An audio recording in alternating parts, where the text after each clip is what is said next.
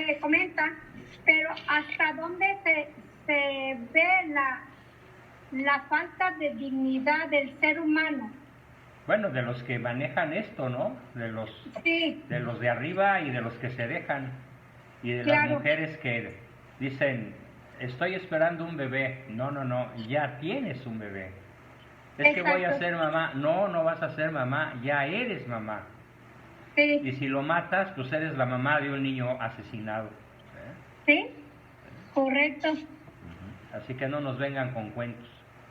Ya, pues vamos a seguir luchando contra corriente, profesor. Totalmente, y con personas como ustedes estoy seguro que no haremos rayas en el agua, cuando menos en algunas personas cercanas a nosotros vamos a poder incidir para bien. ¿Sí? Aunque como nos dijo aquella muchachita, ya están muy viejos. ¿Quiénes? Nosotros, ¿verdad? Sí, pues ya ¿te 78 años, pues cómo no. Sí. ¿Sí? Muchos de Pues no ustedes le podrían hace. ser mis hijos por la edad. Aunque nos quede una hora, todavía vamos a seguir pataleando. Todavía vamos a estar pataleando y Sí. pateando. Sí. No le hace. Claro, claro. ¿Cómo Pues, sigue su esposa, profesor? Un poquito mejor, de hecho ya pudimos viajar. Estamos ahorita en Monterrey. Venimos a ver a un especialista, tanto ella como yo, que le ha hecho grandes servicios a mi yerno, en cuya casa estamos. De hecho, la foto que se ve aquí atrás es de Joe Montana. Ya. Sí, que es uno de los deportistas que más admira mi yerno, y se parecen. Él juega muy bien y es un gran aficionado y sabe mucho de ese deporte. Yo no sé nada, ¿no? Y estamos aquí en su casita y pues gracias a Dios nos van a atender este fin de semana, espero que muy bien. Bueno, para pues regresar pronto salúdelos de nuestra parte y esperemos que todo se mejore para la gloria de Dios. Pues sí, y sobre todo para cumplir con mis compromisos, que cada día se me caen más de las manos cosas que debo hacer, que debo pagar, que debo proyectar, y pues... Todo tiene su tiempo, profesor, todo tiene su tiempo. He aprendido a ser paciente con esta enfermedad. Sí. No hay otra. Si esto le toca vivir la paciencia ahora, gócela. Goce su paciencia, que aunque el mundo se caiga, yo no sigo. se cae un día antes. Sí, además eso que dicen, ¿no? Si te toca, aunque te quites. Y si no te toca, aunque te pongas. Así que eso hay muy que seguir cierto. en la pelea, ¿no? Sí, así es. Bueno, pues alguna pregunta, comentario, aporte antes de empezar. Buenas noches, doctor. Sí, hola, José Pablo, buenas noches. Tengo 3 preguntas. Adelante, es buena hora para que las hagas. La primera, pues su comentario con respecto a lo de la resolución de la Suprema Corte de Justicia. Diabólica, terrorífica. La segunda es con respecto al 11 de septiembre y la tercera es con respecto al 13 de septiembre. Bueno, pues la primera es un crimen de lesa humanidad, porque con esta resolución, en donde se declara inconstitucional, fíjate, proteger la vida del nonato, que es que porque la Constitución no lo dice. ¿Por qué? Porque explícitamente no dice la Constitución más que la palabra persona. ¿Sí? Toda persona tiene derecho a la vida, a la dignidad, etcétera, pero como no dice nonato, entonces resulta inconstitucional, según ellos, proteger la vida del nonato. ¿Y a poco un donato no es una persona? Bueno, para ellos no, de hecho, los ministros por unanimidad dijeron que no es una persona, que es un montón de células, que no puede ser considerado con categoría de ser humano, que no puede ser considerado el feto como una persona. Sin embargo, obviamente, pues se pasaron la ciencia por el arco del triunfo, porque la ciencia dice que en el momento de la concepción ya hay otra persona, diferente por su ADN al padre y a la madre. Tienes un tercero que antes no existía. Y estos monstruos simplemente siguiendo instrucciones del malo y siguiendo instrucciones de los cúpulos del planeta, pues le quitaron el derecho a seguir vivos a millones de personas que en los próximos años y décadas perecerán a manos de sus madres. Terrible. O sea, es verdaderamente inaudito. No hay palabras para expresar la rabia, la indignación y la maldad con la que procedieron estos monstruos. No se les puede llamar de otra manera. Son actos monstruosos. Son crímenes contra la humanidad los que están haciendo. Respecto de la segunda pregunta, ¿cuál fue? Del 11 de septiembre. Del 11 de septiembre, pues están tratando de tomarnos el pelo, desclasificando información, dando a conocer películas, fotos, documentos que no se publicaron en su momento. Y están simplemente haciéndonos creer que los talibanes, que los esbirros de Osama Bin Laden fueron los que causaron la catástrofe, y no es cierto. Las torres cayeron por una explosión programada con C4 en todos los pisos, ¿sí? Y esto lo han demostrado hasta ingenieros mexicanos muy valientes, muy inteligentes de la UNAM, que han demostrado que la manera como cayeron las torres fue una explosión programada. ¿Sí? Así que no se la traguen.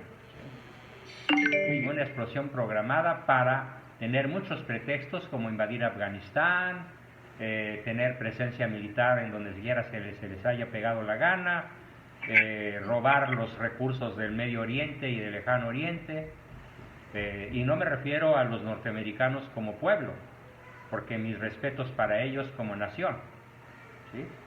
Estoy hablando de la cúpula de mando, que es el Deep State, el Estado profundo, que es el que gobierna a los presidentes y al Congreso y a la Cámara de Diputados. El único que se les salió del huacal pues fue Mr. Donald Trump, a quien donde quiera que se encuentre le mando un afectuoso saludo, porque él sí defendió la vida y lo dijo desde la Casa Blanca. Ningún presidente en la historia de los Estados Unidos ha defendido tanto la vida como yo, y dijo la verdad. Nos podrá caer gordo por sus desplantes y su iracundia y su manera injusta de tratar a los migrantes y qué sé yo, pero el hecho de que sea un defensor de la vida lo hace de otra categoría, de otro nivel, muy superior a todos los presidentes de este y de aquel país, ¿sí? Y de muchos otros. Solamente esta defensa de la vida solamente la hace Polonia, Hungría con Víctor Orbán y El Salvador con este señor Bukele, que tiene sus chifladuras también, pero fuera de esos tres no hay ningún otro presidente que en estos momentos de modo explícito defienda la vida.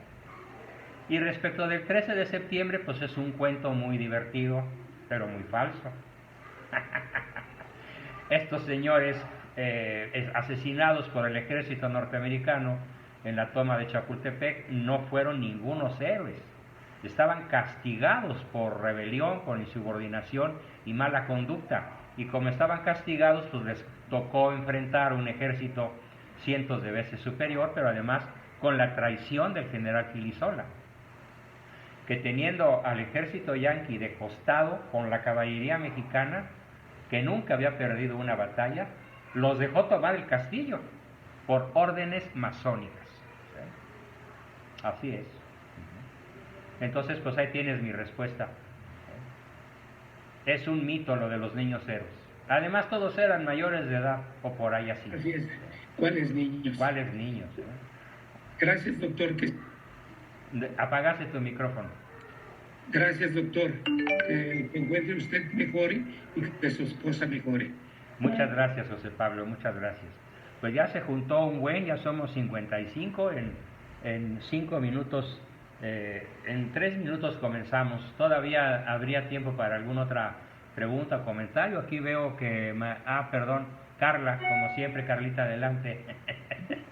Hola, Doc, buenas noches. Oye, yo además tenía una pregunta. Es que vi el video el último donde salió Mario y Brenda, Jaime, sobre lo que está pasando de la Suprema Corte. Y pues ellos comentaban bueno, Mario en específico, que no participáramos en las marchas que se están convocando, y pues eso me causó un conflicto, porque pues él dice que pues que nomás pues vamos a perder el tiempo. No sé, usted. Estoy de acuerdo con Mario y te explico por qué. Él no lo explicó suficientemente. ¿Sí? En primer lugar, no se va a lograr absolutamente nada. Ni con marchas, ni con pancartas, ni con denuncias en la red, ni con... Lo único que se puede hacer es persona a persona o un servidor frente a un grupo numeroso como este, explicar las razones para que nos volvamos soldados de Cristo. Pero tête a tête, como dicen los franceses, ojo a ojo, vista a vista, hombro con hombro, luchar en nuestro entorno familiar y social por proclamar la verdad y denunciar el maligno. Pero lanzar iniciativas de ley a favor de la vida es tan absurdo como que cualquiera de nosotros en el estado de pecado mortal pretenda imitar a Cristo caminando sobre las aguas del mar. Nos vamos a hundir, ¿no? Y el único que ha hecho eso, pues es Cristo, ¿no? De hecho, sí. Yo estoy... no sé. Sí. De hecho, en referencia a lo que dice Doc, creo que yo estaba pensando que al final de cuentas lo que tenemos que hacer es arrebatarle a las chicas, ¿verdad? a estos malados, arrancarles a las muchachas. Sí. Ir a hacerlos, o sea, decir, simplemente convencer a estas chicas, ¿verdad? Como yo le comentaba ayer en mi texto, la verdad es irrebatible, ¿no? Pero pues la verdad es que no siempre vamos a convencer a todo el mundo, ¿no? No, pero hay que hacer la lucha, aunque sea por una sola, ¿no? Como el testimonio que dio Verástegui de la chica de 15 años, él lo salvó a la madre y a la niña del aborto, ¿no? Ese tipo de acciones es la que nos toca realizar. Y si de cada 100 personas y cada 100 chicas o de cada que podamos convencer, una se convence, entonces ya será ganancia, ¿verdad? Es ganancia y además así garantizamos nuestra salvación. Y como yo le decía, tenemos que recuperar las aulas, es decir, tenemos que recuperar el debate de las ideas, tenemos que volvernos hegemónicos nosotros nuevamente, porque durante décadas prácticamente dejamos a merced las aulas, el debate a esta izquierda progresista.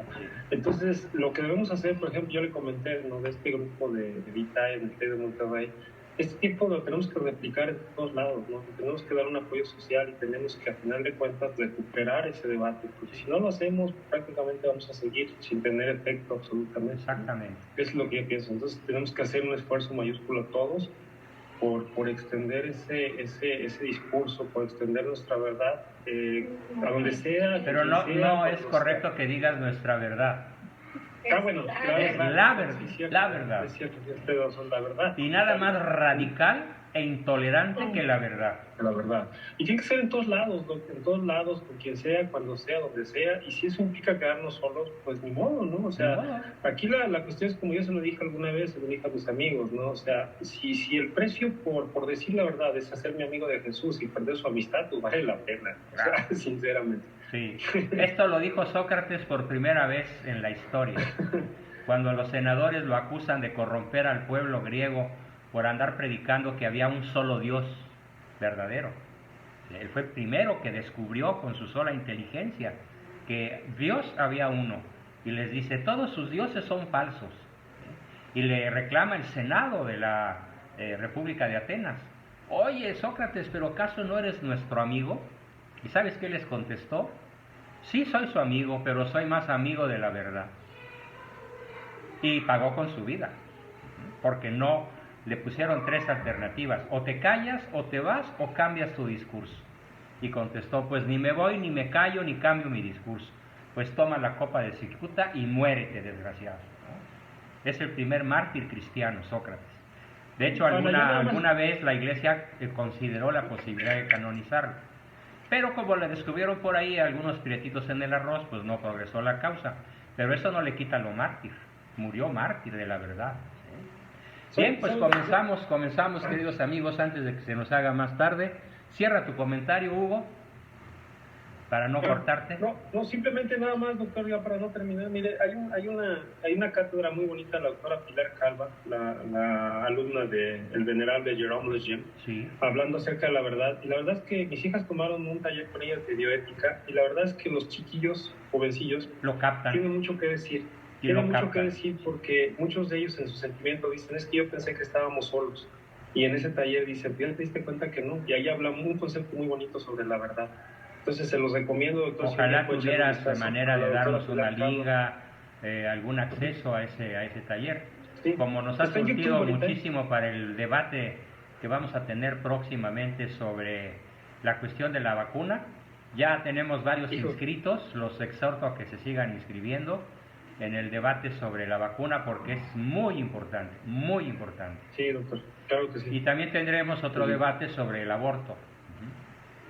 Vamos a invitar a abortistas a ver qué razones nos dan, ¿no? Entre comillas razones, ¿no? Bien, pues comenzamos nuestra sesión, como siempre, con nuestra oración.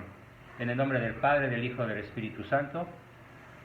Particularmente este Padre Nuestro y esta Ave María, quiero que la ofrezcamos no por las víctimas, sino por los victimarios, para que antes de morir el Señor toque su inteligencia, toque su corazón y puedan rectificar antes de entrar a la vida eterna sin Dios. Padre nuestro que estás en el cielo, santificado sea tu nombre, venga a nosotros tu reino, hágase Señor tu voluntad, así en la tierra como en el cielo. Danos hoy nuestro pan de cada día y perdona nuestras deudas como nosotros perdonamos a nuestros deudores y no nos dejes caer en tentación, mas líbranos del mal. Amén. Gloria al Padre, al Hijo y al Espíritu Santo, como era en un principio, sea ahora y siempre, por los siglos de los siglos. Amén. En el nombre del Padre, del Hijo y del Espíritu Santo, bienvenidos. Muy bien, pues siendo hoy viernes 10 de septiembre del 2021, continuamos con el ciclo que estamos dedicando a nuestro virtuoso, heroico y muy desconocido libertador, no consumador, creador, el que concibe, el que pelea por ella y consuma la independencia. Porque debo repetir la idea central: Hidalgo no comenzó la independencia. Como torpe y mentirosamente lo va a decir por ahí el día 15 o 16, desde Palacio, el peor gobernante que en estos momentos esté pisando la tierra. Ya saben a quién me refiero. Entonces, en este ciclo que dedicamos a nuestro libertador, vamos a tomar una figura expositiva un poco extraña. Me gusta ser creativo, de hecho, pues sí, soy creativo por naturaleza, me gusta inventar cosas desde chiquito, y hoy se me ocurrió, estando pensando, ¿y cómo daré la sesión? ¿Qué voy a decir? ¿Cómo la voy a plantear? Se me ocurrió hacer algo que hacen muchos novelistas de ciencia ficción, novelistas de novela histórica, novelistas que toman un personaje de la antigüedad y arbitrariamente lo colocan en el siglo XXI a ver qué pasa, y se pone verdaderamente divertida la cosa, ¿no? Sería largo el enumerar los autores como Julio Verne, Emilio Salgari, Émile Zola y muchos otros que por ahí andan en Europa, en Sudamérica, haciendo esa transpolación de un personaje de la antigüedad o del medioevo o incluso del siglo XIX o XX en nuestro siglo. Y eso es lo que hoy vamos a hacer, recorriendo un par de temas sobre don Agustín de Iturbide. El primer tema es: ¿qué sucedería en México si se hubiera respetado por el gobierno desde hace 200 años, desde que Iturbide entró triunfante un 27 de septiembre del 1821 a la Ciudad de México, en una apoteosis como pocas veces se ha visto en la historia de la humanidad? ¿Qué hubiera pasado si él, como en muchas monarquías europeas, hubiese podido prolongar su estirpe? De hecho, podemos afirmar sin el menor asombro, en la menor duda, que muchísimas de las dinastías europeas tienen la sangre de los reyes y emperadores de la Edad Media, ¿sí? Son sus sucesores directos. Lo mismo en Alemania, que en Inglaterra, que en Francia, que en la misma España, ¿sí? Los Borbones, por ejemplo, ¿sí? Y otras muchas dinastías europeas han podido llegar a lo largo de los siglos, a pesar de asesinatos, usurpaciones, suicidios y gobiernos verdaderamente nefastos, han podido llegar hasta el siglo XXI con su dinastía regia, ¿sí? Sangre real, como la inmensa mayoría de la nobleza europea. Claro, hay que aclarar que la nobleza europea, y ese es un dato histórico muy importante, en su totalidad, excepto en Polonia y Hungría, fue secuestrada por el sionismo, por la masonería, sobre todo desde la Revolución Francesa. Estamos hablando del 14 de julio de 1789, si me equivoqué en la fecha alguien corríjame, pero desde esa fecha a la fecha, las dinastías europeas han sido cooptadas, prostituidas, secuestradas, y México no es la excepción, nada más que acá no hubo secuestro, acá hubo asesinato, por la masonería en sus dos versiones. La versión violenta es la secta de los sicarios, que tiene vigencia actualmente en Cuba, en en Nicaragua, en Venezuela sobre todo, que tiene vigencia en China, ¿sí? Es la secta que produce un Estado brutalmente autoritario, y la otra, la secta de los celotes, que se encargan de crear riqueza, prosperidad y cautividad a través de la usura de los bancos. Esos dos poderes, siempre como una pinza que tiene dos lados, dos tenazas o dos lados para poder ser pinza, son las que gobiernan el planeta prácticamente desde finales del siglo XVIII, si bien lo intentaron desde milenios atrás. Entonces, aquí el tema que vamos a comenzar a desarrollar hoy es: ¿qué hubiera pasado si México hubiera podido prolongar su estirpe del emperador hasta la fecha? Imagínenselo, por favor, ¿sí? En vez de este homúnculo de palacio que actualmente tiene al país de cabeza en todos los órdenes y que lo destruye con singular risa cínica y psicopática y perversa, ¿qué tal si tuviéramos un Agustín de Iturbide como rey, como presidente, como emperador, como primer ministro, como lo que ustedes quieran? Yo soy, y lo confieso sin ninguna pena, no soy demócrata, soy monárquico, ¿sí? Por convicción, desde niño. Y junto con Santo Tomás de Aquino, considero que la monarquía es la mejor forma de gobierno. Nuestro buen amigo Ricardo Méndez está pasando a Word un libro de Santo Tomás de Aquino que se llama así, La mejor forma de gobierno. ¿Y qué creen? Dice que cuando la mayoría vota y pone de presidente, de rey, de lo que quieran, a un sujeto, normalmente suceden dos fenómenos: la oclocracia y la oligocracia, es decir, el dominio de los peores y el dominio de los estúpidos.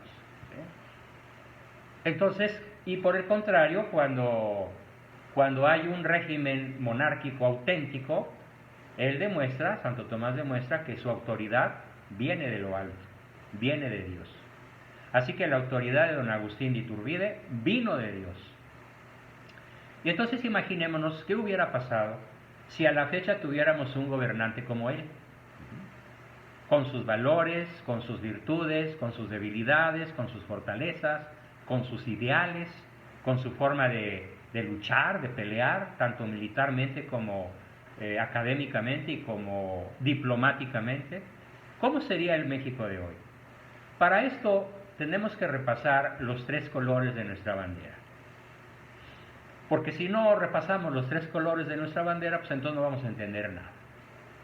El México con el que vamos a soñar hoy para procurar hacer la diferencia, cuando menos entre nuestras familias, entre nuestros amigos, entre nuestros conocidos y, por qué no, en nuestro trabajo también, está sustentado sobre los tres grandes principios o tres grandes valores que están representados en la bandera tricolor: el verde, el blanco y el rojo. Comenzamos entonces con el verde. Si esto fuera cierto, si no hubiéramos los mexicanos de aquella época fusilado a traición, a mansalva y de la manera más horrenda a don Agustín, hoy campearía el verde, no como un trapo tricolor hermoso, de cuyo significado yo creo que 1 de cada 1000 niños están enterados. El verde, ¿qué significa el verde? ¿Qué sería de México si el verde campeara, no en un poste por ahí en Avenida San Jerónimo o acá en el campo militar número 1, sino que realmente el verde campeara en el corazón, en la inteligencia y en cada uno de los habitantes de este país, o cuando menos en la mayoría? Bueno, pues entonces seríamos un país independiente, realmente independiente, porque el verde significa independencia respecto de toda otra potencia extranjera.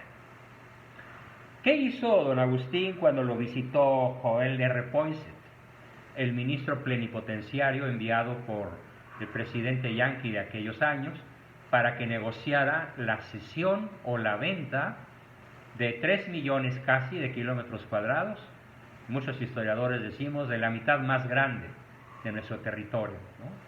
Es decir, lo que está conformado actualmente por California, Arizona, Nuevo México, Texas, Luisiana y parte también de Florida y algunos estados chiquitos de la mitad de la franja de USA. ¿Qué hubiera pasado? ¿Qué pasaría hoy? Que simplemente lo que hizo Iturbide se estaría repitiendo cada sexenio, cada época en la vida de cada rey, emperador o gobernante que siguiera realmente el color verde, el significado del verde. La independencia, que en la defensa del territorio, de la integridad de nuestro suelo, de nuestro territorio, pues fue lo que más encendió el odio de las logias norteamericanas contra Agustín de Iturbide y fue prácticamente lo que decretó su caída. Entonces, independencia, ¿qué significa independencia?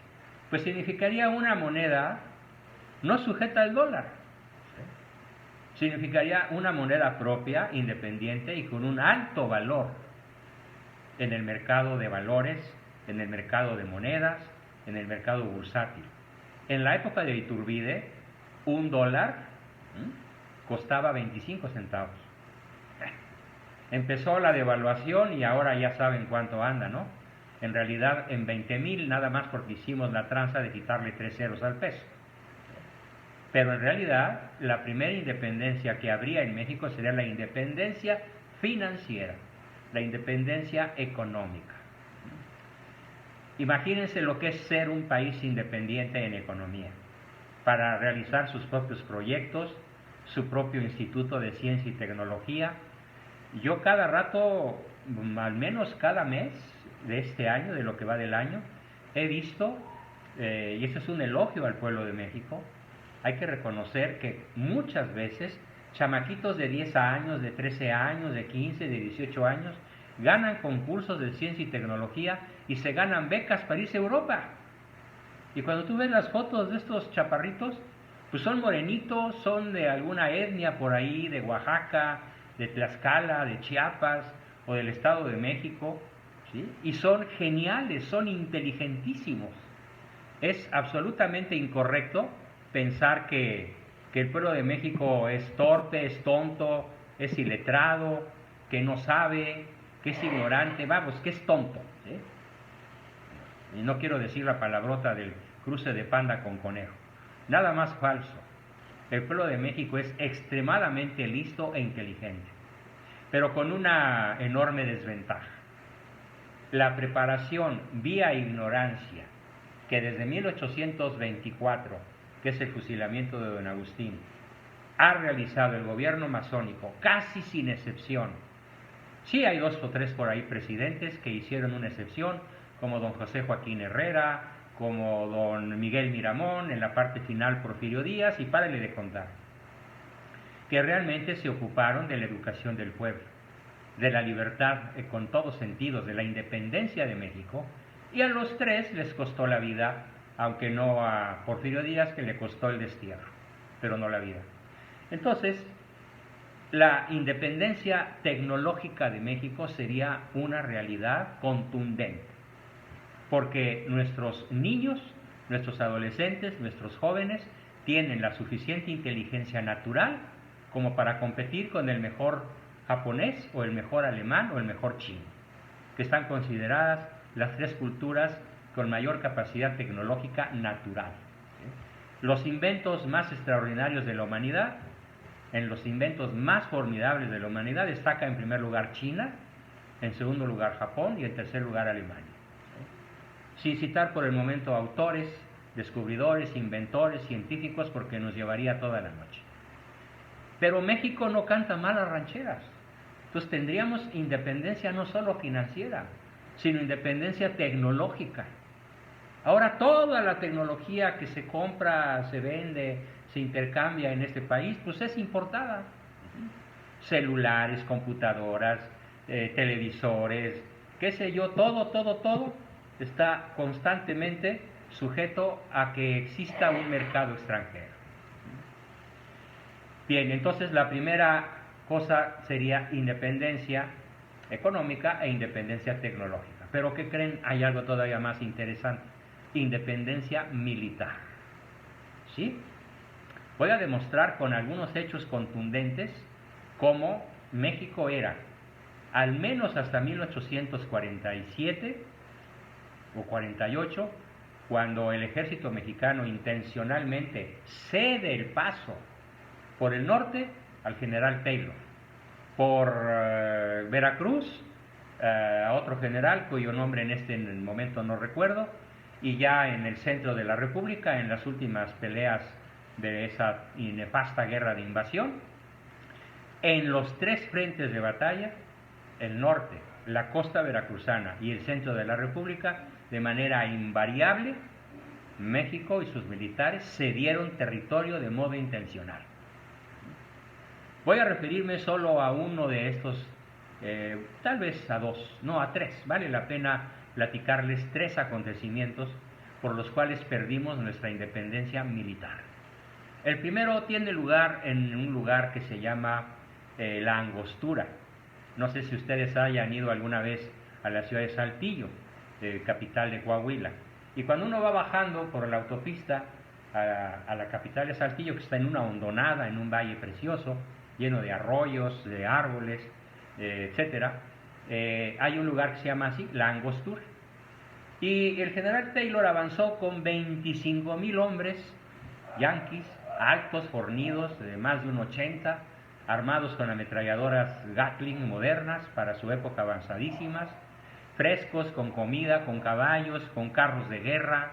Avanzó impunemente hasta La Angostura. Y ahí esperó que llegaran los guarachudos, soldaditos mexicanos que Santana había reclutado en Zacatecas, ¿sí? Indígenas de la región de Zacatecas y algunos de Jalisco probablemente, o Nayarit, por ahí. Y ellos eran solo 5,000 mexicanos que no tenían botas, que no tenían uniformes, que tenían arcabuces de aquellos de espérame tantito mientras cargo, ¿sí? Mientras que el ejército norteamericano tenía de esos rifles que hemos visto en las películas de vaqueros, capaces de matar un toro a 2 kilómetros de distancia. Desde entonces tenían armamento muy sofisticado. ¿Sí? ¿Por qué? Porque tenían un enfoque ya de un poco menos de 100 años a la ciencia y la tecnología, que finalmente pues, se impuso en casi todo el planeta. Entonces, ¿qué creen que pasó? Pues que en una batalla que duró 3 noches, porque los generales heroicos, Osoyo, Miramón y Mejía, después Miramón sería presidente, estos 3 generales, don Miguel Miramón, ¿sí? Osoyo, no me acuerdo su nombre de pila, y Tomás Mejía, lucharon cuerpo a cuerpo con bayonetas que era su mejor arma, de noche contra el ejército norteamericano, y lo más interesante del asunto es que lo obligaron a retroceder. Retrocedieron a tal grado que cuando el general Taylor vio cuántos muertos tenía, más de 5,000, su ejército estaba mermado, tenían poco parque, muchos cañones habían sido clavados en el suelo de pico, muchos heridos, muchísimos muertos, y entonces Taylor consideró ir al campo mexicano con él personalmente, con 2 heraldos con bandera blanca, a rendirse al jefe del ejército mexicano, que en aquella época, desgraciadamente, era un masón de altísima categoría, de nombre Antonio López de Santana.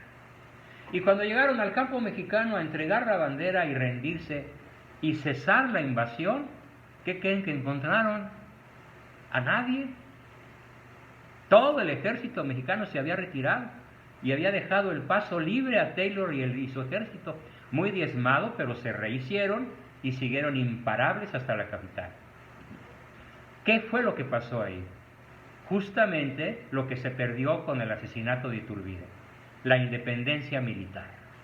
Desde 1824 hasta la fecha, en donde se expiden las órdenes al ejército mexicano, en la ciudad de Washington, en el Pentágono. Ya vamos para casi 2 siglos de dominación militar oficial. No puede México acercarse a menos de 20 kilómetros de la frontera, de nuestra frontera, porque estaría considerado como un acto hostil por el ejército yanqui.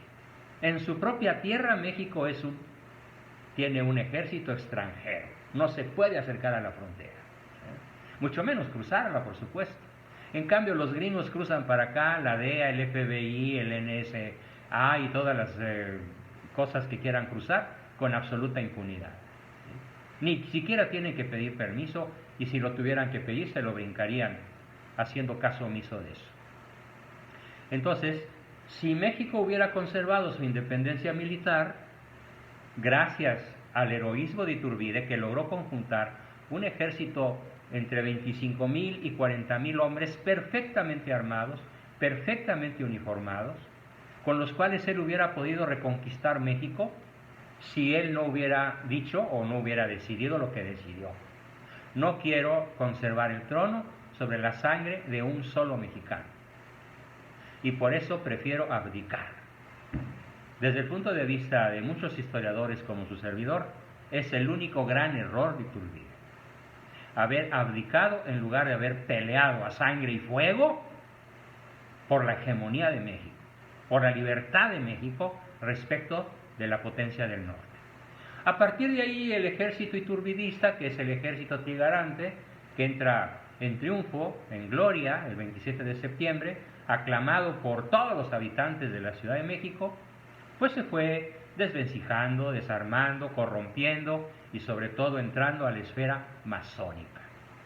Así que hoy no tenemos un solo general consciente, capaz, inteligente, independiente, que pueda hacer frente a la potencia del norte.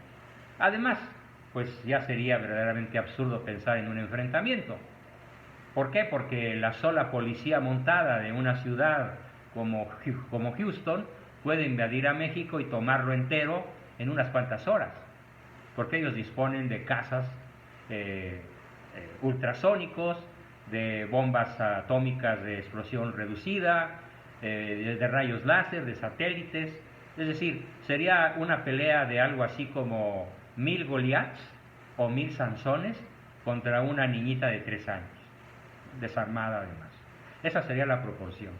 Pero esta derrota militar fue intencional.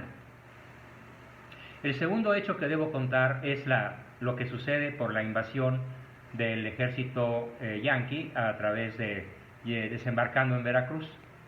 Llegan finalmente, después de varias batallas en donde el ejército mexicano a traición se retira por instrucciones de Santana, llegan hasta el famoso convento de Churubusco, en donde está el general Anaya, un héroe verdadero, que tenía a su lado soldados españoles y soldados indígenas y mestizos y tenía al famoso batallón de San Patricio, que era una gran fracción, más de 1000 hombres, del ejército yanqui, que al ver la injusticia de la invasión se habían pasado al ejército mexicano. Y empieza el sitio del convento de Churubusco, donde el ejército mexicano se había atrincherado, y llega un momento en que el ejército mexicano deja de disparar. Ni un balazo más sale del campo atrincherado. Y llega el jefe, el militar en jefe de la tropa invasora, y le pregunta al general Anaya: mi general, ¿por qué dejaron de disparar?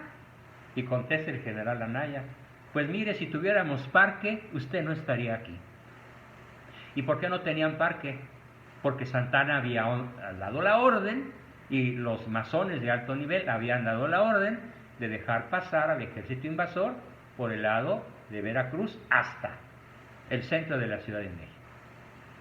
Y el tercero, ya lo dije brevemente, es cuando el general Pilisola, habiendo podido atacar al ejército yanqui de costado, prefiere dejarlos pasar como si fuera un desfile, y entonces el ejército americano toma Chapultepec, y después toma el Zócalo y pone la bandera yanqui en el Palacio Nacional, donde hoy despacha el homúnculo malo.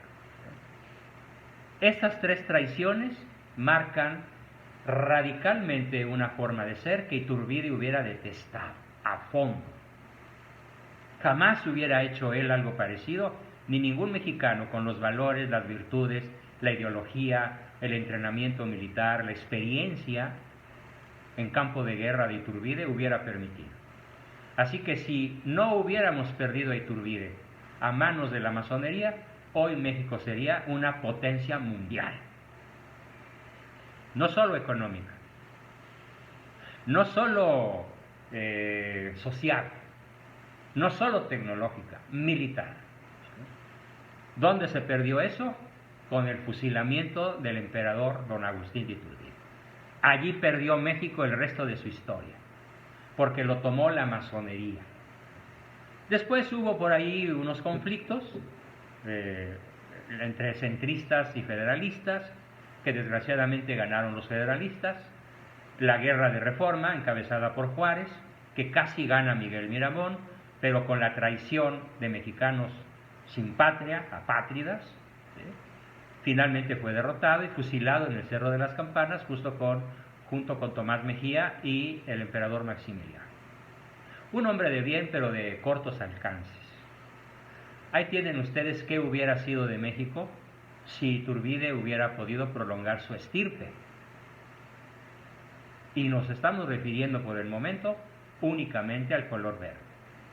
Podría seguir explicando infinidad de cosas sobre el verde, pero en honor al tiempo relativamente corto que tenemos que hablar del blanco.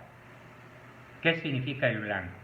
El blanco de nuestra bandera, en donde mucho después de Iturbide se plasmó la famosa águila devorando una serpiente. No tengo nada contra ese símbolo, porque sí, es cierto, es un símbolo histórico. Además es muy hermoso. Pero en la bandera de Iturbide no había un águila en el centro de la bandera. El color blanco era impoluto, impecable, solo blanco. ¿Y qué significó bajo el puño y letra de Iturbide? ¿Qué significa la fecha el color blanco? Religión católica apostólica con exclusión de toda otra creencia. Quiero que se imaginen qué sería de México si desde hace 200 años la religión de Estado, en alianza estrecha con la Iglesia Católica, fuese la religión católica, y que el pueblo de México hubiese sido educado en los templos, en las aulas, desde el kinder, la secundaria, la primaria, la secundaria, la prepa, la universidad y los posgrados, bajo el color blanco. ¿Qué sería de México? Obviamente sería una Polonia, sería una Hungría, probablemente seríamos una nación mártir, porque los sionistas masones no nos hubieran perdonado el vivir conforme a la religión católica apostólica romana. Pero Hungría y Polonia y El Salvador han sobrevivido. Claro, hay que aclarar que en estos momentos, noticia de los últimos de esta semana, A Polonia el Banco Mundial le acaba de negar un crédito de 25.000 millones de euros. ¿Por qué? Porque no dejó pasar el aborto. Miren, imaginen, multipliquen por 25, por favor.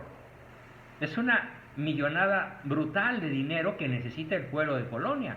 Igual el de Hungría está amenazado de cierre de los créditos si no hacen lo mismo que ya hizo la Suprema Corte en México. Quitarle al nonato el derecho a mantenerse vivo y a nacer. Y Polonia y Hungría se han mantenido en la raya, igual que esa pequeña republiquita de Centroamérica que es El Salvador.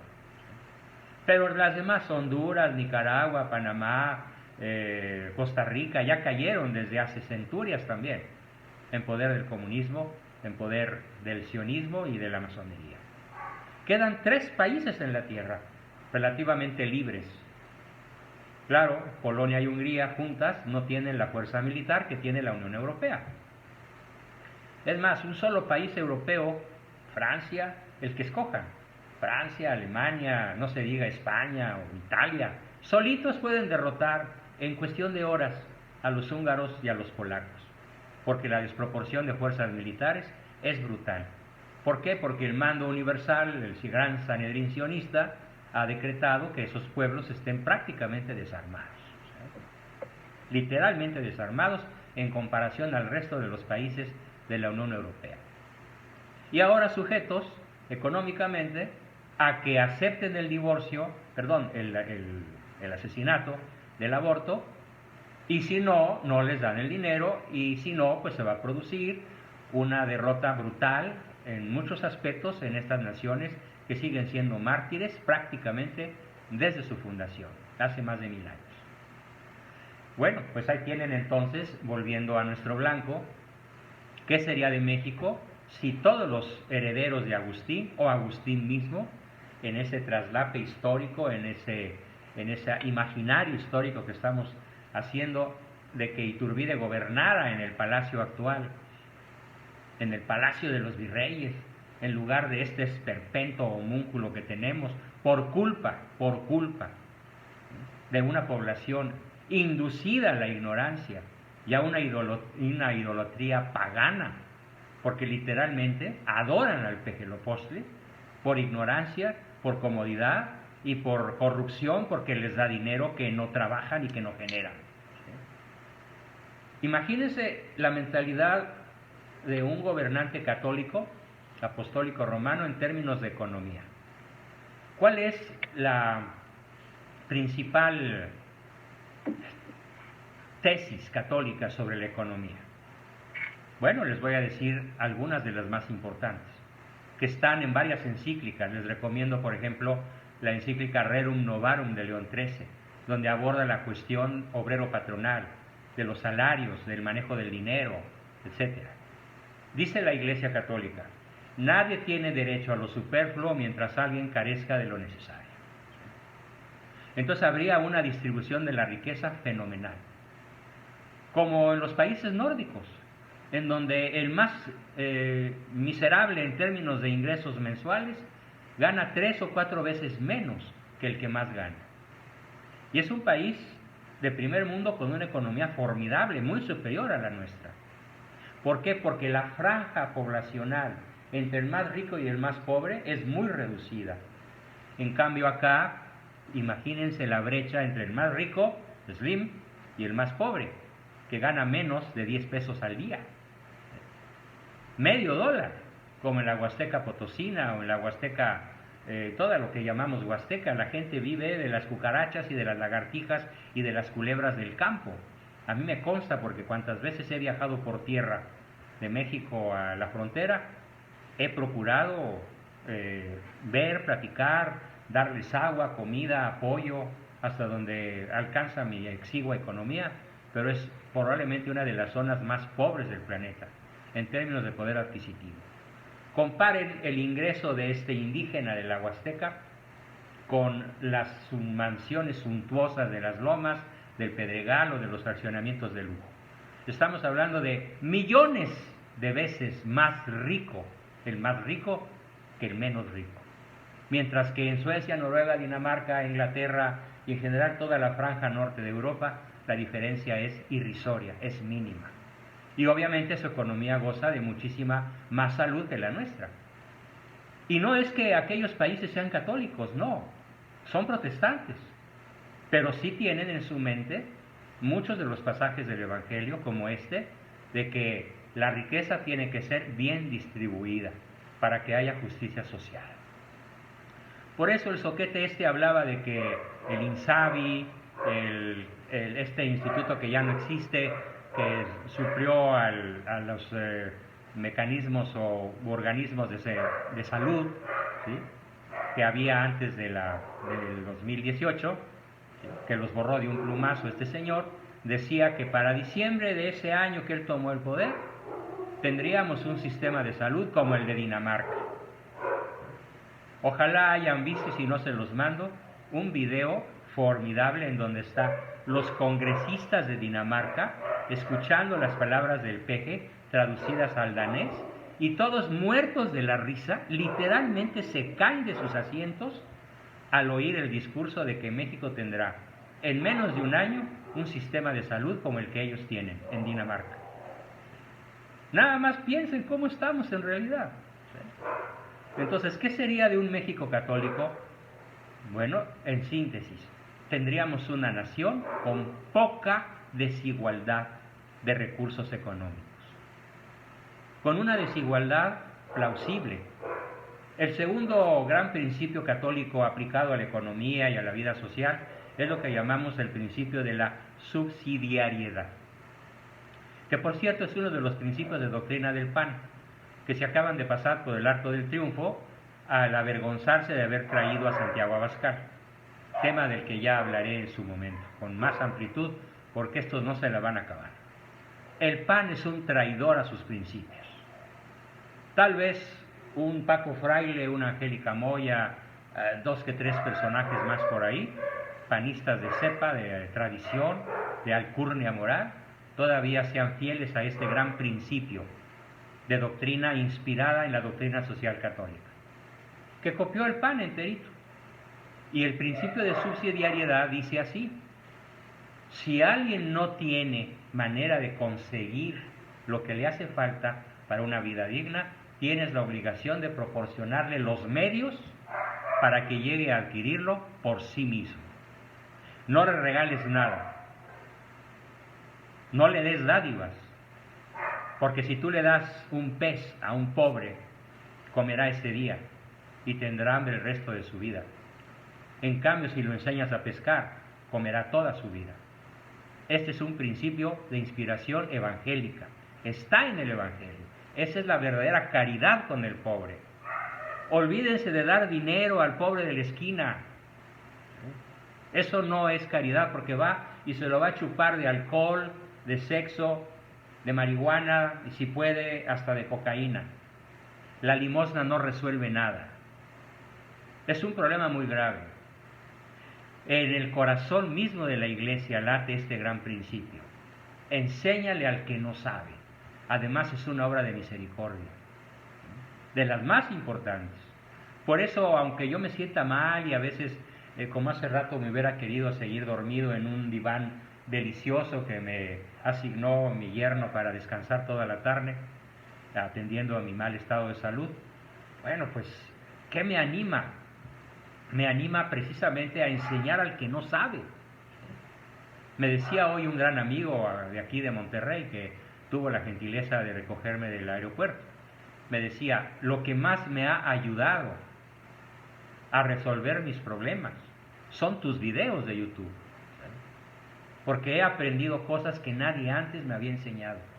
Y estamos hablando de un empresario de alto nivel, de un hombre tremendamente solvente en su economía, pero que ya sabe que no sabe infinidad de cosas que él quiere aprender. Entonces ahora imagínense el nivel de necesidad que tiene el pueblo de México por aprender su historia, por aprender de economía, por aprender cosas del campo, ¿sí?, de las semillas, de la siembra, de la lluvia, del agua, de la pesca. Y nadie le enseña nada. Pero ¿qué hace este maldito gobierno? Y me vi muy corto al decir maldito. ¿Qué hace les da dádivas. ¿Para qué? Para tener votos y perpetuarse en el poder. Por cierto, aquí debo decir, y ya lo hablaré en su momento en una sesión especial, no se les ocurra ir a la revocación de mandato. Es una gran trampa del peje para perpetuarse en el poder. Cosa que obviamente Iturbide no quiso hacer. No se quiso perpetuar y le costó la vida. Allá sí fue un error. Acá la perpetuación es un error infinitamente peor que el que cometió Iturbide. Entonces llevamos ya dos grandes visiones que hubieran aterrizado en nuestro territorio si se hubiera seguido el simbolismo del color blanco. ¿Sí? Y un tercero, la solidaridad. La solidaridad en todos sentidos. Y hemos visto en ciertas catástrofes que ha sufrido el país, como el terremoto del 19 de septiembre de 1986, espero que me hayan entendido el chistorete, se vio la formidable capacidad de solidaridad del pueblo de México. Es más, fue asombroso como uno de mis cantantes favoritos, Plácido Domingo, estuvo luchando a brazo partido por rescatar vivos y muertos de territorio que no es el suyo, que no es su patria, pero él se considera más mexicano que el chile verde, aunque sea de nacionalidad española. La solidaridad, la subsidiariedad, la mínima distancia entre pobres y ricos. Eso hubiera sido de México si hubiera sido el blanco, el color que verdaderamente nuestros niños saludaran cuando entran a la escuela los lunes y que rinden honores a la bandera. Me da rabia, me da dolor, me da tristeza, me causa llanto el saber que de cada 10,000 niños o más, tal vez uno o dos sepan que están saludando. Y probablemente ahí estarían en esos poquísimos niños mis 23 nietos, porque a eso sí se los he explicado. Y ellos a sus compañeritos también. Y muchas veces ellos, los compañeros de mis nietos, han dicho, ¿cómo? No manches. Y estamos hablando de niños de 8 años, ¿no? O de 7 o de 15, que se asombran ante lo que verdaderamente significa el blanco. Y terminamos nuestra exposición de hoy para dar paso a sus preguntas, comentarios, aportaciones, a lo siguiente, el color rojo. ¿Qué significa nuestro color rojo? Bueno, pues significa unión. Si bien la palabra que después se ha venido utilizando es unidad, pero está bien, unión o unidad, ¿pero de qué? Nos regresamos al año 1821, cuando se escribe el famoso Plan de Iguala, el Plan de las Tres Garantías, y se crea el ejército trigarante al frente Iturbide. ¿Qué había como habitantes en el México de aquel entonces? Bueno, pues la realidad etnológica, ¿sí? O etnográfica. Había un 60 o 70% de indígenas, un 30% de mestizos y el resto de criollos y extranjeros. Y Agustín dice, todos somos México, todos somos mexicanos. Él era criollo, ojo azul, alto, güero, rubicundo, fornido, atlético, como buen íbero, descendiente de la raza ibérica, ¿no? Pero él dijo, no, México no es de los criollos, México no es de los indígenas, México no es de los mestizos, México es de todos. Y por eso el rojo simboliza la sangre del mexicano nacido en nuestro territorio, y que ya a la fecha la etnología, o sea, la mezcla de razas, se ha fundido de tal manera que podemos hablar de un México mestizo al menos en un 90%. El resto pues son blancos, son criollos, son europeos, son inmigrantes de otros países, sobre todo España, Francia, Italia, tiene muchos italianos acá. También hay una colonia alemana, hay una colonia francesa muy importante, que ya se han mexicanizado y de alguna manera se han hecho mestizos. ¿Por qué? Porque les encanta el tequila, el mezcal, las tortillas, los frijoles, y les encantan los mariachis y cantar ranchero. aunque sean gerente de la Volkswagen de Puebla o de alguna otra empresa de ese tipo. Entonces, México es mestizo. ¿Gracias a quién? Pues a Iturbide. Claro, no olvidemos, como ya lo expliqué, que fue una decisión de Cortés, tomada exactamente 300 años antes, un 13 de agosto de 1521. Y si nos vamos un poco más estrictos, pues unos 2 años antes, cuando conoce a la Malinche, y en vez de hacerla su esclava, la hace su mujer. Y crea el primer mexicano oficialmente reconocido, y que será posteriormente, ojo, compañero de juegos del emperador Felipe II cuando ambos eran niños. El hijo de Cortés, ¿sí?, fue compañero de juegos del emperador más y famoso de la historia de España, don Felipe II.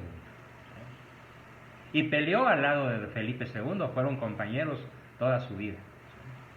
Ahí un poco se pierde la estirpe de Cortés, pero regresando a lo que estamos entonces, México es mestizo gracias a su fundador, Hernán Cortés, y gracias a su libertador, Agustín de Iturbide. Pero hoy, ¿cómo se refiere este homúnculo de Palacio al pueblo de México? Cero unidad, cero unión. No hay día, uno sí y otro también, que no hable en contra de los fifís, de los conservadores, de los que tenían privilegios y están furiosos porque ya los perdieron. A otro perro con ese hueso. Es mentira lo que está diciendo. Este señor, si es que merece el título de señor, ha dividido al país, lo ha fracturado con sus discursos de todas las mañanas. Fifís y pueblo sabio y bueno.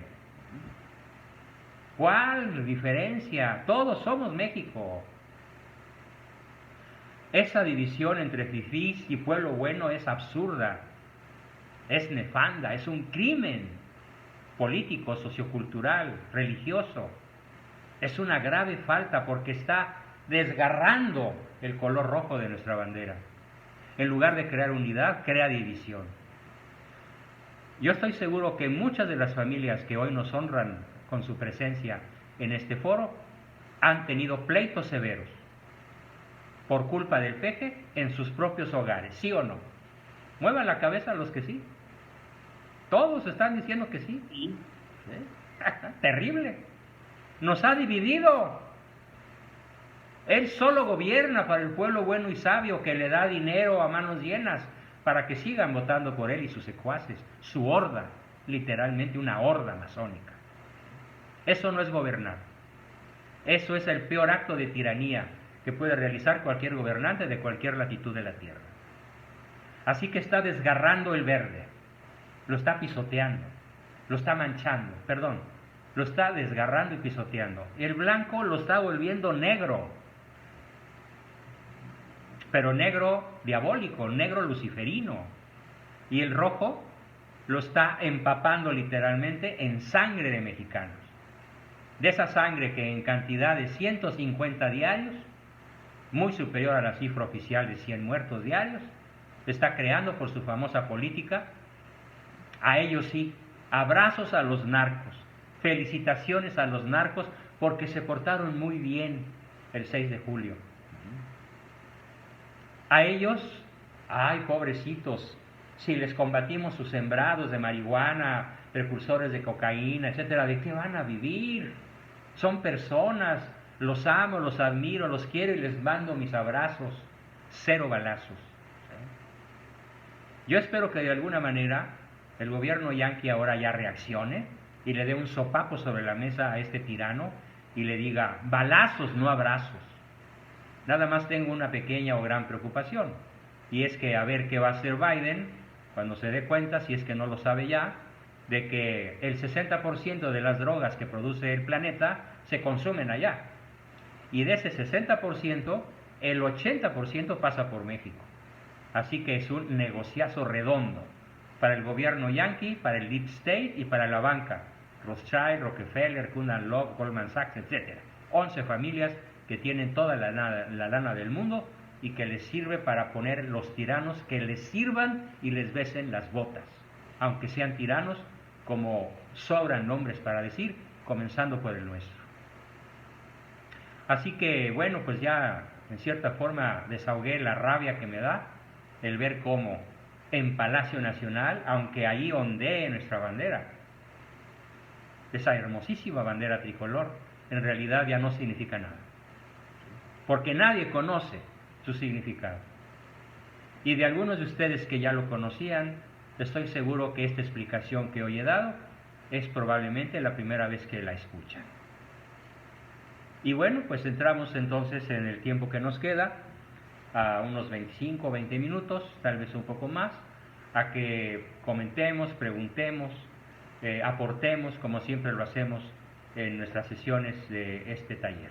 Adelante, por favor, comenzamos. ¿Quién dice yo primero? Isaac Villa, te veo con tu cuadrito amarillo de que quieres hablar. Sí, Isaac, adelante. Parece que me equivoqué. Bueno, si no es Isaac, ¿quién quiere comenzar? ¿Quién? Yo, doctor. José Manuel Landa. Adelante, José Manuel. ¿Por qué no nos regalas tu efigie en lugar de una J? A ver. A ver. No, pues, sí, estaba escuchando y pues muy interesante su plática y luego da coraje de que salgan con batea de babas como que Vicente Guerrero se estaba un día comiendo una sandía y vio los 3 colores y se le ocurrió poner eso, ¿no? Dices, bueno, si eres académico, sí, mínimo te creas una historia más elaborada, ¿no? Sí, más creíble, ¿no? Sí, es que pues quieres adorar esta figura de Vicente Guerrero, pues es un insulto hasta la inteligencia de Guerrero, ¿no? Por supuesto, además Iturbide le perdonó la vida, ¿sí? A él sí le dio un abrazo, aunque no haya sido en Acatempan, porque ese es otro cuento. Y Iturbide hubiera podido aplastar a Guerrero y sin embargo le tendió la mano y le dijo, juntos hacemos la independencia. Guerrero ya estaba rendido, tenía un escuadrón, tenía una pandilla de soldados mal vestidos, mal armados. Iturbide tenía un ejército 10 veces superior. Iturbide lo hubiera podido aplastar, pero Iturbide no sabía que Guerrero era masón y que estaba comprometido con el sistema de la época para quitarle a México a España y entregársela a la anglósfera, a Inglaterra y a los Estados Unidos.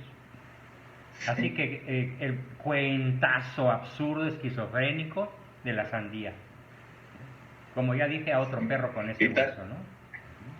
Sí, también que en la iglesia hay sacerdotes que como que les dan a entender a los masones que no importa, pueden ser católicos todavía y que de ciertas órdenes que cada semana se pueden confesar. Entonces ellos son masones, se consideran a veces hasta políticos conservadores, tienen libros de Editorial Yus, de Editorial Patria y todo, y o sea, no sé, como que no tienen conflicto en esa parte, tener ese tipo de contradicciones en su vida, ¿no? Brutal contradicción. Un solo libro de Yus bien leído les demostraría que están del lado oscuro de la historia. O como dice el caballero Skywalker, del lado oscuro de la fuerza, ¿no? Y para allá van a hacerle compañía a los guerreros del lado negro de la historia, ¿no? Bien, José Manuel, pues qué interesante ese cuento que nos compartes de la sandía, ¿no? Te confieso que yo nunca lo había escuchado. ¿Dónde lo escuchaste? Sí, yo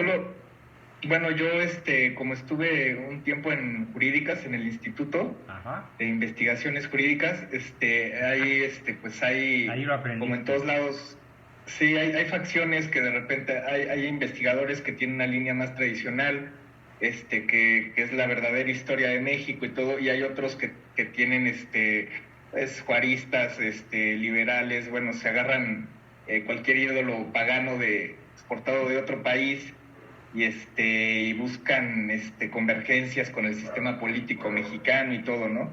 Entonces ahí viendo uno de los artículos, un personaje, no me acuerdo de su nombre, ahí dice que estaba Guerrero un día comiendo una sandía y que vio los 3 colores, los colores de la bandera y que le gustaron.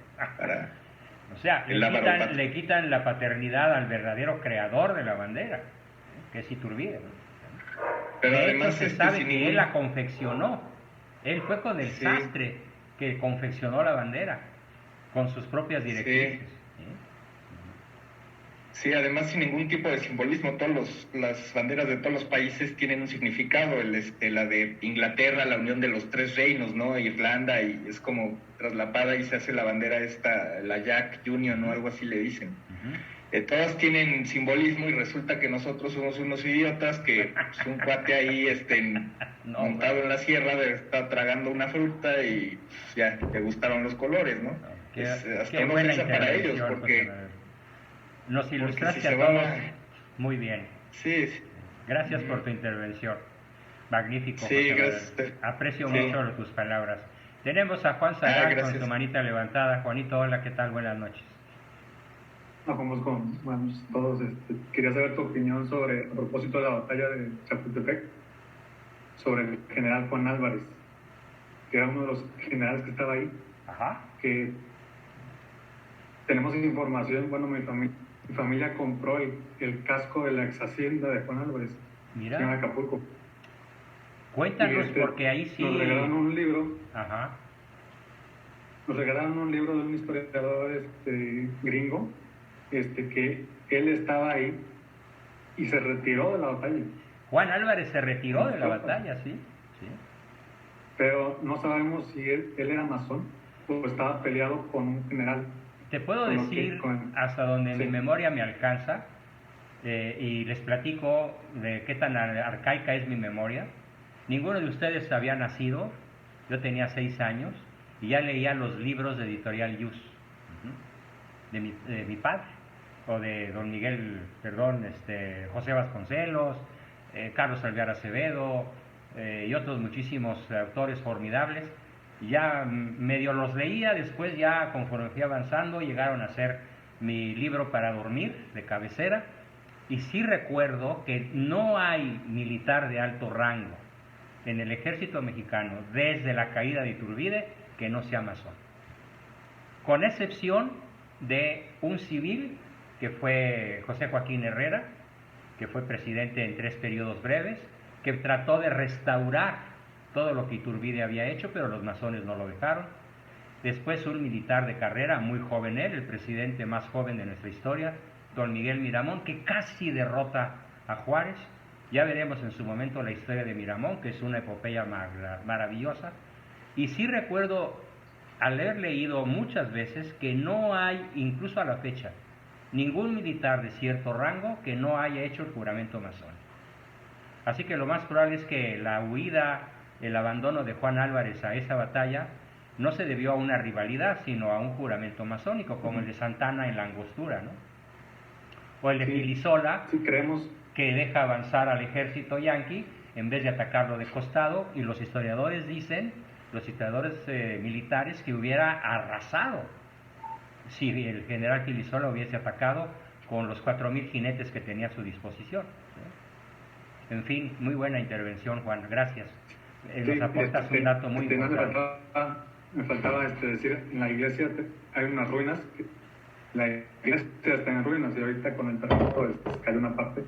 En la parte de las criptas hay símbolos masónicos, hay 2 columnas, son las 2 columnas y hojas de olivo. Exacto, símbolos masónicos. ¿En qué parte? Afortunadamente, en las ruinas de la iglesia. ¿De cuál iglesia? De la iglesia de la ex hacienda de Juan Álvarez. Ah, correcto. ¿En qué estado de la República? Aquí en Acapulco. En Acapulco, ok. Sí, y ahorita con el terremoto se cayó una de las columnas. Con el huracán Ida, ¿no? ¿O cuál fue? Con el terremoto. El terremoto aquí, se cayó, mira. Bueno, qué lástima. Sí, se cayó una de las columnas masónicas. Ya. Eso nos lo dijo, nos lo comentó Porfirio Muñoz Ledo, Ajá, mira qué que interesante. fue una vez, fue al rancho, a ese rancho de la ex hacienda, y nos comentó que esos eran símbolos masónicos. Sí, claro, y vaya que Porfirio pues es un masón de masones, Sí. Hay pues, príncipe él del sabe. arco real y todo lo que quieras. La única cualidad que tiene es que es el mejor orador que yo haya escuchado en mi vida. Pero lástima que esté en las filas enemigas, ¿no? Aunque no le caiga bien el Pejelopostli, mutuamente se detestan, lo cual habla de la inteligencia de Porfirio, pero sí, es hombre de izquierda y es hombre de mala leche masónica, ¿no? En fin, tenemos una manita levantada de Carla y luego Carlos y luego Alejandro. Y también tenemos acá a Selene. A ver, comenzando con Carla en orden femenino. ¿Qué tal, Doc? No, más rápido del libro que les compartí la otra vez, que incluso pues los enemigos de Iturbide le reconocen toda su genialidad. O sea, aquí un fragmentito rápido dice sí. Lorenzo de Zavala, otro traidor. Lorenzo de Zavala, otro traidor que fue el que creó Texas. Él separó Texas sí. de México. ¿Sí? Dice él que los que examinen el famoso plan llamado de Iguala, dice Zavala, por haberse publicado en aquel pueblo por primera vez, teniendo presentes las circunstancias en que se hallaba la nación mexicana, convendrán en que fue una obra maestra de política y de saber. Exactamente. Y lo dice un adversario. De Lorenzo de Zavala, y lo dice un adversario de México. Uno de los más grandes traidores que haya habido, Lorenzo de Zavala. Gracias a él perdimos Texas. ¿Sí? Mucho antes de la guerra del 47, Texas ya era de Norteamérica en la guerra del 47, no se perdió en esa guerra, se perdió en 1830 y tantos, por la acción pérfida de Lorenzo de Zavala, masón de masones. Sí, Hugo. Y otro gran traidor que es Valentín Gómez Farías, porque tanto él como Lorenzo de Zavala estuvieron perfectamente en acuerdo con los masones para ceder el territorio, o sea, para que prácticamente Texas fuera perdido. Y de hecho, Valentín Gómez Farías está detrás de las decisiones más polémicas de Antonio López de Santana, sí, como aquel retroceso en la batalla de la Angostura, que cuando estuvo a punto de aplastar al gobierno de Zachary Taylor, un retroceso, o sea, de pegar al ejército mexicano misteriosamente, muchos hablan de que tiene que ver con una decisión directa de Valentín Gómez Farías, un consejo de Valentín Gómez Farías, obviamente en acuerdo con los masones. Allí hay un dato que también me gustaría añadir, que estaba olvidando. Antonio López de Santana había firmado ese tipo de traiciones a México con las logias de La Habana, Cuba. Fíjate. Entonces, cuando Santana da la orden de retirada a Miguel Márquez, a Miguel Miramón y a Tomás Mejías, me acordé de Miguel Márquez, que bueno, tocayo de don Miguel Miramón, vámonos. Y los tres generales piensan en fusilar a Santana por traición a la patria. Lástima que no lo hicieron, México sería otro. Pero se impuso la disciplina militar. Pues él era el presidente y era el jefe número 1, así ha sido desde 1824, el jefe número 1 del ejército mexicano es cada presidente. Y por esa razón no lo fusilaron. Y llorando de rabia, de dolor y de tristeza abandonaron el campo. Y dejaron a Zacarías Taylor avanzar hasta la capital. Ya no tuvo oposición. Sí, imagínate, un avance de más o menos, 1000 kilómetros, ¿no? De Saltillo a México, o de 850 o 900, por ahí así. Además, no en línea recta, sino pues siguiendo las irregularidades del terreno, ¿no? Muy bien, tenemos a Selene, otra dama, y luego Alejandro, y luego Carlos. Adelante, Selene. Buenas noches a todos. Doctor, fíjese que yo tengo un familiar que es masón y bueno, lo ha declarado no abiertamente a todos, pero sí lo ha comentado en casa que él es masón, a lo cual yo veo que él se siente o piensa que uno no sabe, o en este caso, que son ellos, ¿no? Como su familia, mi hermana, pues para ella no tiene ni la menor idea de lo que hacen y sin embargo él se jacta de decir que es guadalupano. Ah, caray. Entonces, algo así como un círculo cuadrado, ¿no? Así es una incongruencia en realidad, porque mientras dice ser de este lado, pues trabaja y es grado 33. No, man. Entonces, imagínese el grado de blasfemia total de decir, soy guadalupano, soy católico guadalupano, y va a la villa, y cada vez que vienen a México van a la villa, y, o sea, sí, religiosamente, y dices, es increíble. Increíble, además ustedes saben que a partir del grado 22 se tiene que tener una conducta en las logias, en las tenidas masónicas, que se demuestra el sacrilegio contra los crucifijos y la Sagrada Eucaristía. Sí, actos brutalmente irreverentes, actos sacrílegos, ¿no? Sí. Así es. De esos que solamente un obispo con ciertos poderes puede perdonar, no cualquier sacerdote. De hecho, él debería saber, y tal vez le valga gorro, un rábano y 2 con sal, le importa, todo masón está ipso facto excomulgado por el hecho de ser masón o simpatizante de la masonería. Hay varias encíclicas contundentes desde hace 200 años o más, cuando la masonería asoma la nariz en la historia por primera vez, que es en la Revolución Francesa. Desde ahí los papas se han ocupado de escribir largas y sesudas encíclicas para demostrar la incompatibilidad absoluta entre la fe católica y la masonería. Bien, pues gracias Helene por esa aportación, magnífico. Tenemos a Alejandro y luego Carlos. Alejandro, adelante.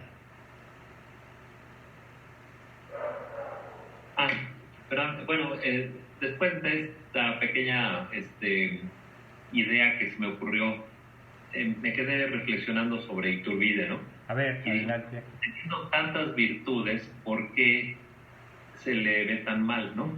Y entonces me traté de acordar yo de la impresión que me había quedado en la cabeza de niño o de adolescente quizás, sobre todo yo creo que fue de niño, de lo que nos contaban de Iturbide. Sí. Y para que nos puedas ayudar a ver si la versión que yo la versión que te dieron, a ver cuál es. ¿Cómo la podríamos ver si es la que más es la moneda corriente en general? A ver. Y cómo se puede desbancar. A mí me quedó la imagen por estas clases de historia de que Iturbide te lo pintaban como un oportunista. Cierto. Que había aprovechado la lucha verdaderamente popular para él, ya una vez que se había hecho la labor por los insurgentes, ¿no? Del pueblo, él ya nada más cambiarse de bando, traicionar a España, y de ahí la idea era que se volviera un emperador totalitario y que esa es la justificación porque se le hubiera perseguido y finalmente matado. Creo que esa es así a grandes rasgos. Es cierto, es la versión, claro, es lo esencial de esa versión. Se le añaden otras cosas totalmente falsas, como que fue un mujeriego, como que él se autonombró emperador, cosa que está históricamente demostrado que no fue así, como que él era cruel, terriblemente cruel con sus adversarios insurgentes, cosa que se ha demostrado que no fue así, ¿sí? O sea, una cantidad de mentiras, de calumnias verdaderamente patéticas, además de las que ya dijiste tú, que están bien en tu memoria, ¿eh? Sí, esa es la imagen que se ha sembrado en todo México desde hace 200 años, prácticamente. Esa es la que hay que desbancar, tener una contranarrativa rápida, ¿no? Decir, mira, así, ¿no? Muy bien, Alejandro, pues muchas gracias por esa aportación. Selene ya habló, falta Carlos y luego Emanuel. Adelante, Carlitos. Los colores, colores de la bandera mexicana, que son como los de la italiana, y los colores de los países de la anglosfera, que son azul, rojo y blanco. Creo que ahí hay algo, ¿no? Sí, habría que profundizar en eso, pero acuérdate, los colores de la francesa son liberté, fraternité, égalité, pero en el sentido masónico. Es el significado de los 3 colores de la francesa, que tiene la Unión Americana y en la anglosfera, la British Community, o como se diga, ¿sí? Exacto, tienen los colores masónicos y el significado masónico de fraternité en el sentido que lo gritó el peje por ahí ya varias veces en sus ceremonias, ¿no? ¡Viva la fraternidad universal! Más masón no puede decir, ¿no? Y el saludo masónico, ¿sí? Egalité, pero es la egalité del pueblo oprimido por el tirano, ¿no?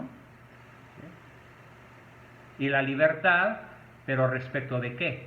Hay que entender muy bien el significado de libertad en la atmósfera masónica o en el mundo masónico. Es libertad respecto de toda legislación divina. Ojo con eso. Eso es lo que significa el color rojo de la bandera francesa. Liberté respecto de toda religión revelada. Por eso instituyeron a la diosa Razón, una muchacha desnuda muy bonita que la colocaron en la principal catedral de París de esa época. No sé si Notre Dame ya existía, no estoy seguro, pero fue entronizada como la diosa Razón para sacudir al pueblo de Francia y juramentar a los sacerdotes católicos, y los que no se juramentaron al Estado francés fueron decapitados. Hubo una persecución brutal que duró muchos años hasta que Napoleón le puso alto. Bueno, hay que reconocer que Napoleón tuvo muchos errores, pero algunos aciertos como ese, ¿no? Cesar la persecución contra la Iglesia, si bien nunca fue un buen católico y sí pensaba en extinguirla, cuando menos la matanza cesó al tomar él el poder. Pero ahí quedó el significado de liberté en el sentido masónico, y qué bueno que todos lo están escuchando en este momento para que no se traguen esa rueda de molino. Porque cualquiera podría decir, oye, pues qué bonitos los símbolos franceses, ¿no? Pues no, son masónicos. Bien, tenemos a Carlos, estabas diciendo algo, y te interrumpí, perdón, Carlos. Mire, hay algo que quiero hacerle la observación. En la época de Iturbide, los obispos realmente eran católicos o habían sido nombrados bajo una observación masónica. No, eran realmente católicos. La Iglesia mexicana tardó muchos años en ser infiltrada. Te puedo decir, como historiador de la Iglesia en México, que es un tema que domino, que los primeros masones infiltrados, los primeros purpurados infiltrados, fueron a partir de los arreglos de 1929.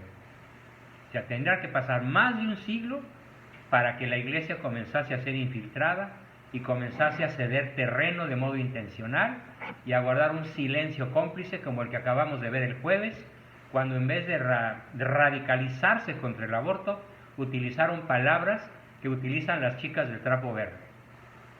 Nada más les voy a decir lo que dijeron.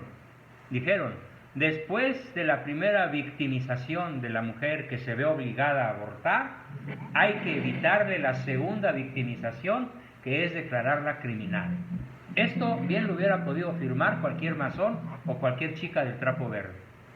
En vez de decir la pena corporal para una mujer que aborta, yo estoy de acuerdo, puede no ser la cárcel, porque yo pienso en el bebé con la madre en la cárcel y me parece que no tenemos que castigar a los dos.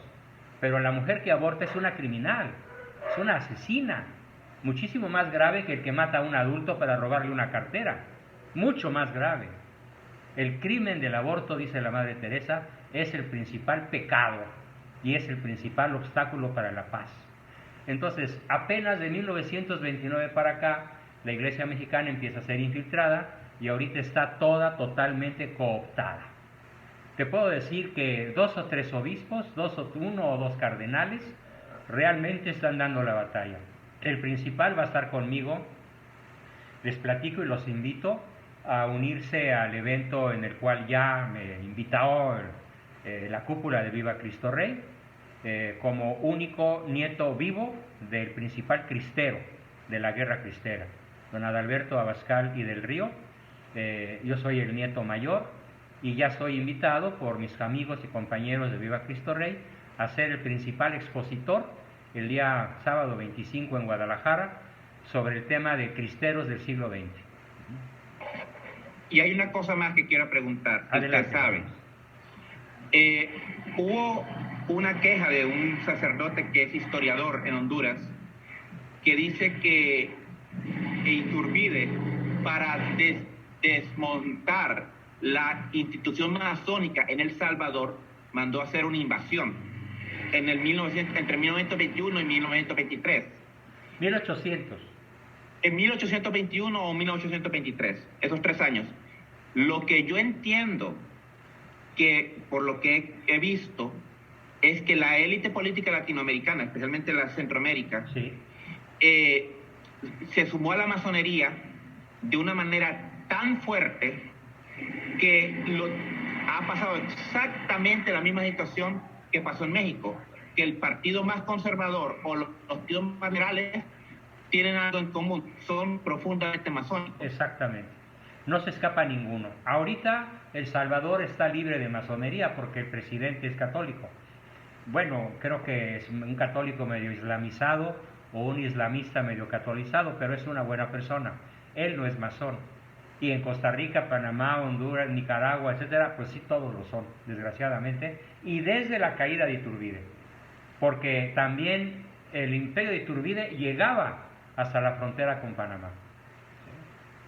En fin, tenemos todavía unos minutos más para don Juan Osorio. Antes había mencionado Emanuel. Emanuel, adelante. Luego Juan y luego Fernando. Sí, doctor. Pues ante su exposición, pues sí, me sentía bastante triste, frustrado, claro. Con bastante enojo, y ante toda esta revolución de emociones, pues me surgió una pregunta. Adelante. ¿Por qué tanta desgracia en México? ¿Cuál es el sentido divino que puede tener esto? Todo lo que hemos vivido, lo que vivimos y tal vez lo que nos falta por vivir. Muy bien, pues mira, la verdad es que adopto la postura socrática. Solo sé que no sé nada. Yo no creo, por ejemplo, como muchos andan diciendo por ahí, y los he censurado acremente, que el día que se legalizó el aborto, tembló. Pues no tiene nada que ver una cosa con otra. Si hubiera sido relación causa-efecto, ¿cuántos muertos debería haber habido en el terremoto? Además no fue terremoto, fue un temblorcito. Yo seguí trabajando como si nada. Sí, se movió todo a mi alrededor, pero dije, ay, esto es oscilatorio, y seguí trabajando. ¿Sí? Entonces, no hay relación entre ese temblor, aunque haya sido el día en que se legalizó el aborto. Y tampoco creo en esto que dicen ahí algunos, hasta amigos y parientes míos, que aguas todos corran a confesarse porque hay un terremoto de 11 grados y que se va a quedar destruida la Ciudad de México. A esto les digo, es anticientífico y absurdo lo que estás diciendo, porque ni los especialistas o los sismólogos o los científicos más avanzados del planeta han podido predecir jamás un terremoto. Así que yo más bien pienso, y esta es la tesis realista, que México está siendo autodestruido como consecuencia de la iniquidad del aborto. O sea, la sangre que corre a diestra y siniestra, sobre todo a manos de los narcotraficantes de Estado, porque somos un narcoestado, y su jefe máximo lo es desde 1929. Ya con Plutarco Elías Calles y sucesores, el narco ha gobernado siempre este país, y no se escaparon ni Fox, ni Calderón, ni Peña Nieto, y menos este. Entonces, ¿cómo explicamos 150 muertos diarios por las luchas del narcotráfico? Pues eso no es una intervención divina, es un efecto de una conducta humana. ¿Sí? Y además otra cosa, no hay tal calentamiento global. Ese es un mito de los masones verdes, por así decirlo. La Tierra se ha calentado N veces desde su creación, desde que comenzó a ser Tierra, hace millones de años. Ha habido glaciaciones y ha habido épocas de un calor espantoso, y ahora estamos en un capricho del Sol. El calentamiento global se explica por la conducta del astro rey, pero no se explica principal ni únicamente, como lo dice la Greta Thunberg, esa chica por ahí activista ecológica que ha convertido a la Tierra en un ídolo. No se explica porque haya muchas emisiones de carbono, aunque claro, la reducción de las emisiones de carbono nos da una calidad de vida muy superior a la que se da con emisiones de carbono. Simplemente este proyecto norteamericano de 0 autos con gasolina para el 2030 es magnífico. Pero esto va a incidir, no sé, en 1 grado, medio grado o nada en el clima de la Tierra. El problema es que hay mucho sincretismo en nuestro país. El sincretismo es una mezcla de creencias paganas con creencias católicas, con ídolos paganos y con un pensamiento mágico, como ese de que, uy, qué barbaridad, fue un signo del cielo que temblara el mismo día del aborto. Por favor, eso es pensamiento mágico. Eso no tiene demostración ni teológica, ni filosófica, ni científica, porque está rompiendo uno de los principios fundamentales de la inteligencia humana, que dice así: todo efecto tiene una causalidad suficiente. Se llama principio de causalidad suficiente. Es decir, que el efecto causado tiene una causa que lo causa y tiene que ser evidente la causa, ¿sí? Si yo dejo caer esta cosa, ¿sí?, pues la fuerza de la gravedad la trae, ¿no? Si yo me clavo un puñal porque me quiera suicidar, pues yo me asesino a mí mismo. Si yo disparo al aire una bala y esta bala corre 10 kilómetros de distancia y le pega a una persona que está dormida, como pasó hace pocas semanas en Coyoacán, que un tipo, no sé qué estaba celebrando y disparó la carga de su pistola de 15 tiros al aire y mató a un bebé en su cuna. ¿Qué? ¿Esto es un castigo divino? No, señor, es la consecuencia de un acto criminal irracional de un humano que tiene que estar en la cárcel por usar armas prohibidas y dedicadas solamente al ejército y disparando en la vía pública. Entonces, no caigamos en el pensamiento mágico que ahorita es tan peligroso incurrir, desproporcionando el efecto respecto de la causa.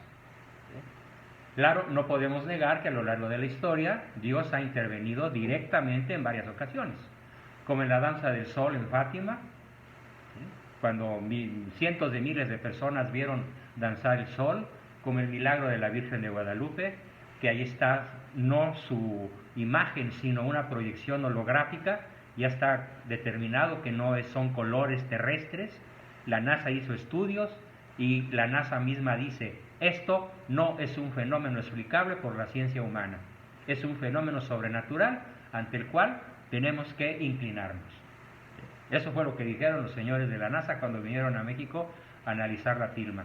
Y así ha habido la batalla de Lepanto con la Virgen de Guadalupe en el mástil de la nave mayor del capitán Andrea Doria. Sí, Dios, no cabe duda que Dios interviene. Las plagas de Egipto, ¿no?, los egipcios que mueren por cientos de miles al cruzar el Mar Rojo. Qué curioso, pasan los israelitas y el mar se cierra cuando está el faraón con su ejército ahí. Sí, Dios es el amo de la historia, es el Señor de la historia, pero mucho cuidado, no empecemos ni a exagerar ni a ser escépticos excesivamente. Los extremos se tocan y recuerden, siempre lo hemos dicho en este grupo, la virtud está en el justo medio. Y mientras algo no sea científicamente demostrable, la posición más saludable es el escepticismo por método. Aceptar que no sabemos y no recurrir a la búsqueda de likes en Facebook, por favor, porque eso lo hacen muchos. Para tener más likes se ponen tremendistas y aterrorizan a la población y claro, agarran 500,000 seguidores, ¿no? Eso no se vale, es trampa. Bien, una última pregunta y nos vamos porque ya el alto mando me está llamando. Adelante. Juan Osorio. Juan Osorio, adelante, Juanito. Mire, una de las cosas que dicen de Iturbide es que tenía una amante que era la famosa Güera Rodríguez. Es calumnia. ¿Dónde? Es calumnia. Es una vil calumnia, no. Porque dice que cuando entró a la Ciudad de México con su ejército trigarante, lo desvió para pasar abajo de la casa donde bueno, ella suponiendo vivía. Que eso sea real, en primer lugar nunca se ha demostrado eso, ¿sí? Y lo hubiéramos sabido por su esposa, que era de armas tomar. Iturbide tuvo, creo que si mal no recuerdo, hasta 9 hijos con Ana María Duarte, ¿sí? Y Anita hubiera puesto el grito en el cielo si eso hubiera sido cierto. Era una mujer valiente, de estirpe, no era una mujer sumisa, era una mujer criolla, descendientes de españoles muy rudos, y hubiéramos sabido una declaración de ella, una sola declaración de ella hubiera pues sido creíble, ¿no? Pero en aquella época no tenía un valor eso, ¿sí? No, claro que sí. A ver, las mujeres de aquella época, sobre todo las criollas, eran muy valientes, eran muy asertivas, eran muy señoronas, ¿sí? Muy diferente a la figura de la mujer mestiza o indígena, sumisa, abnegada, lacrimosa, oprimida y golpeada, y que llega a decir, malo, malo Miguel, pero peor sin él, y ahí está, aceptando catorrizas toda su vida, ¿no? E infidelidades hasta con la mejor amiga. No, Ana María Duarte no tiene ese perfil.